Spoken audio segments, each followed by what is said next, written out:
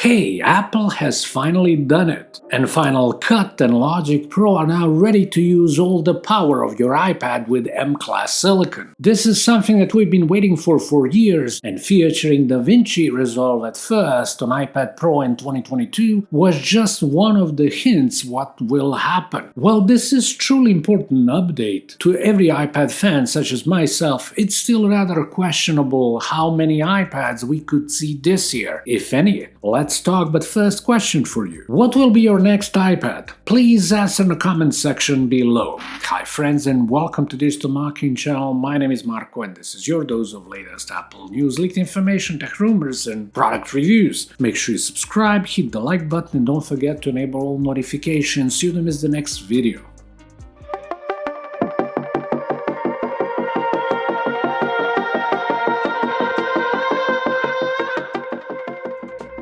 This video is powered by Benks. I've had an opportunity to test their Infinity Pro stand and to use Urban Pro keyboard case for some time. I gotta say I was pleased with these products, and just recently I got my hands on two more accessories from Benks: InvisiBoost MagSafe wireless charger with hydrogel cooling and kickstand, as well as Infinity Max stand. Their products are well crafted with sophisticated design. Check out the link in the description and a pinned comment. Use Digital Marketing's 15 code and get 15% off. Now let's roll. As we know, the most recent leaks about Cupertino's lines of tablets were mainly about iPad Pro variants, suggesting redesign, increasing display size, OLED and more power, with a couple of extra features, yet all pointing at 2024 as the release date so far. A alleged 14.1-inch variant has also been rumored 2 weeks ago, after the waves of previously not so optimistic predictions. The iPad mini 7th generation was at the center of attention too, few months ago, promising better chipset and its potential launch date in 2023, which was later described as incorrect, with all anticipation slowly shifting to 2024. But Apple has few more tablets on their shelves, a standard iPad which since 2022 is present in two editions, in the form of 9th gen model with traditional visual signature and in its more up-to-date modern 10-iteration design. The successor or successors of these models haven't been mentioned at all, at least not in the form of leaks beside the doubt in its introduction in 2023. Its potential features are also under the question mark. It was clear upon the release of last year's iPad and its price of $349, God forgive EU prices, that this won't be a budget model even if it kept, for example, non-laminated display. With a 14 under the hood, 10th generation is super powerful tablet, and you can check my full hands-on review and even comparison to the iPad Pro from 2018. Expecting its next iteration with newer chip makes sense this year or the next one. Could it land with laminated display still remains the question, and in many ways it could depend on what would be improvements on the upcoming iPad Pro lineup and iPad Air. 6th generation iPad Air hasn't been subject of rumors and prediction as much either, but as I've said a couple of times before, I wouldn't exclude it as the only tablet that Apple could launch in the following months. This would be the third time it carries the same design and frankly possibly the last one, since Pro lineup seems destined for a facelift. What we can look forward to is the jump to M2 silicon, judging by the previous inheritance pattern from iPad Pro in 2021 to iPad Air in 2022. I wouldn't stop there though. With the arrival of Final Cut Pro and Logic Pro, I have the impression that Air could get the jump in the base storage from 64 gigs to 128.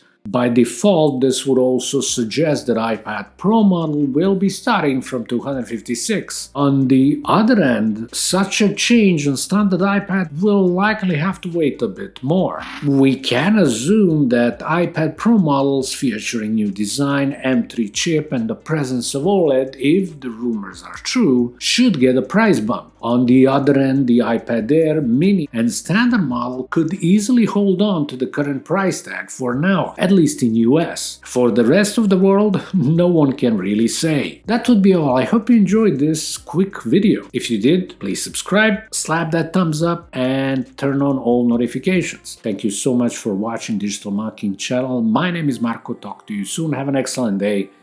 Bye.